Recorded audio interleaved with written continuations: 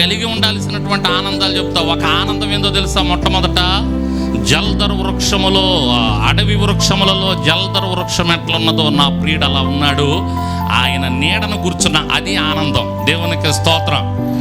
మనం ఎక్కడ కూర్చున్నాం? ఎవరి నీడలో ఉన్నాం? ఇప్పుడు యేసయ్య నీడలో ఉన్నాం. ఈ ఆనందం ఎప్పుడన్నా కలిగి ఉన్నావు నువ్వు? నేను ఎవరి నీడలో ఉన్నాను? ఎవరిని నేను నమ్ముకొని ఉన్నాను? యేసయ్యని నమ్ముకొని ఉన్నాను. యేసయ్యని నమ్ముకొని ఆయన నీడలోకి వచ్చాను.